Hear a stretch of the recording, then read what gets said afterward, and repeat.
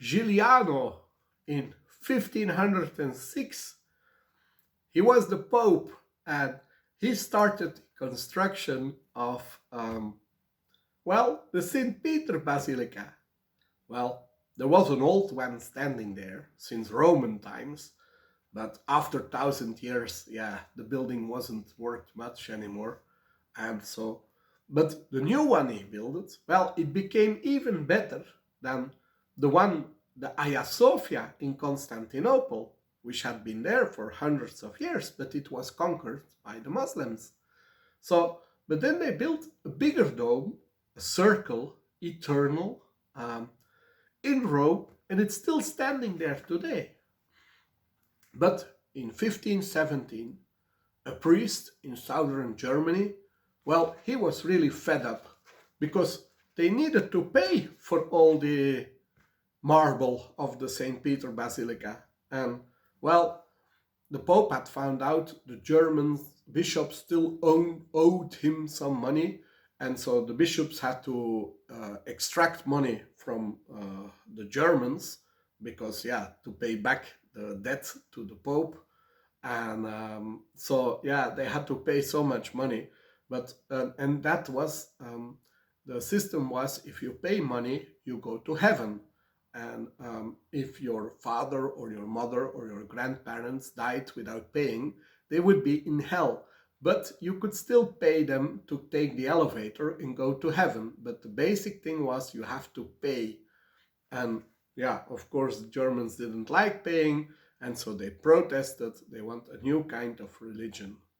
At the same time in Italy, in 1532, we have Niccolo Machiavelli, and he wrote Il Principe, the king, the ruler, and so he explains how the whole hypocrisy of the thing, so that you are a very, very loved ruler because everybody loves you, you are perfect, you are goodness itself, you do charity, you do everything perfect.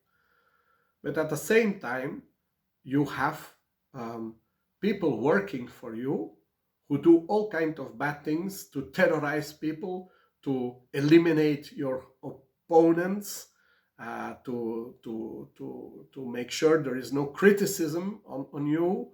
And so they do all kinds of dirty work, but it's not associated with you. So he wrote that kind of, terrible moral principles, and that was in 1532.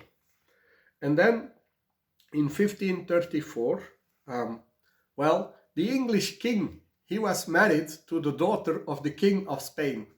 And, he wanted a divorce, and normally the Pope should grant it to him, but it didn't work. His wife didn't want to be divorced, and she was Spanish and the daughter of a king, so problems for Henry. But Henry, he decided then, I make my own church. Yeah, and so that's what he did in 1534, 36, which later, maybe a little bit later. And so 13 years later, he dies, and then we have Queen Elizabeth, finally. Elizabeth, that great queen, not the second, but the first in England. And then in 1539, we have Cosimo de' Medici, and, he marries Eleanor de Toledo, and that was the daughter of the under king of southern Italy, called the King of Naples, but he was under the Spanish king. And so they had together 11 children, and then the Medici really got into art with the Uffizi Palace and power, because they became the Grand Dukes of Tuscany. So 1539. And also in 1539, but in Poland, nobody interested in Poland at the time, we had Copernicus, and he said, it's not the Earth that moves, that is the center of the universe, like Aristotle would have said. it is actually the sun that is the center of the universe, and the earth goes around the sun. But well, he was in Poland, so the Pope didn't bother to kill him. But it will take several hundred years later for Galileo to say the same and be killed for that. And then, well, those Medici, in 1549, well, Catherine de Medici, she was married to the King of France, but he had a mistress, Diane de Poitiers. And so, well, it was the Pope, who was also her family, who helped her to get married to the King of France. And then in 1555, we have Bruegel, that Flemish painter, and he painted so beautifully the landscape with ice skaters, snow in Flanders, in Holland, and yeah, so well, it's totally different from Hieronymus Bosch. In Hieronymus Bosch, the Garden of Lust, you see sin is important, and in Bruegel, it's just the detail in the painting. It's the beauty of the landscape, the enjoyment, not of your mind, but of your senses and feelings. Bruegel. And then it's here 1560, but his first version was in 1536, I think. It's a work by Johannes Calvin. So he was from north of France, went to Paris, and well, at the university there, they were all accused of following Luther, too much that path. And his bride book, he was his law student and theology priest also. His father was a notary, and he had to go to Geneva because he was prosecuted in Paris. So in Geneva, he just like Luther for the Protestants, he also inspired the Protestants, and with Calvinism, the Dutch like it.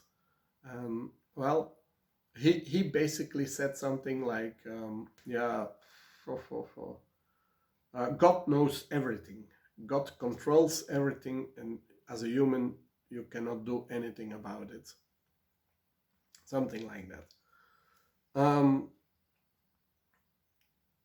His work, Institutiones, that explains his vision. And last week I have started to read it, the original text in translated in Dutch, in the library in Rotterdam. I have found now a shop in Sliedrecht where they sell it. I might go to buy it, then I can read it more often.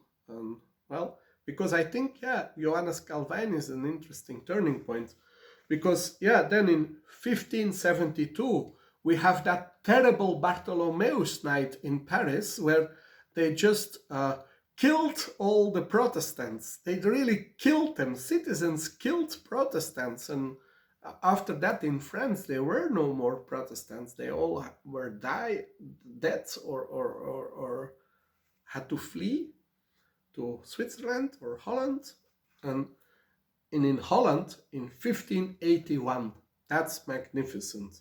There you have Willem of Oranje, the first Dutch king, declaring that a king, you don't have to obey a king. No, you don't have to obey a king. A king is only a king because the citizens want him to be a king. He's elected. He's not appointed by God. He's elected. And so that was a declaration of independence, of course, because the plans of the Spanish king, who owned much of Dutch territory, like Utrecht. They had bishops, and so they were all, was given that territory by the Pope to the King of Spain. And the King of Spain, he tried to establish his authority there. And so he only wanted theologians to have high positions, and he wanted to make more bishops. So he would multiply the number of seats for bishops, and take all new territories, and local nobility, like the family of Willem of Oranje, um, the later king, they were neglected, and they had no more functions, and because you had to be a theologian to be a bishop, and he wanted to get rid of all the special regulations for cities, all their rights, and he wanted to make uniform rights, and of course no more Protestants, everything Catholic, and he would govern everything not from Spain but from Brussels. Where did we have it? Well, where did we hear that later? So in 1581, the Dutch say, independence, we want to elect our own king, bye-bye Philips, and so go back to Spain, and no more plans to govern Holland, the Netherlands, Belgium from Brussels, with administration of religious theologians, functionaries, bureaucrats, bye-bye all that thing. And then in 1588, because Philips also of Spain had invasion plans for Britain, and he sent a whole armada of ships, and all the ships were never reached the coast of England because the English attacked them on sea. And it was the daughter of Henry VIII, who also had his own church, who defended Britain, and that was Elizabeth I. And then in 1589, the King of France, he gives in the Edict of Nantes privileges to the Protestants, the people who think like Johannes Calvin. So he gives them rights to have the churches, except in Paris. In Paris, they cannot have churches, too much murder there, too much hatred. He was called Henrik the Good One. He came from the Basque territory, from his mother's side. And he was also, and then, 2 years later, in 1600, he marries Marie de Medici, very, very rich lady. And she gave that French court, she was the grandmother of Louis XIV, who built that magnificent palace of Versailles. And so, that was in 1600, his grandmother, she married the King of France. And Henry was also the first Bourbon. And in 1605, a Spanish writer writes that most fabulous work of art, Don Quixote, about that knight who is totally unemployed, has nothing to do, and feels bored like hell. But no, what he did do was, it is somebody who has been reading all the stories about knights, and he gets so crazy about it that he jumps onto a donkey and starts fighting windmills, and everybody found it so great, the work, so they all wanted to read it, and it's a very, very famous work.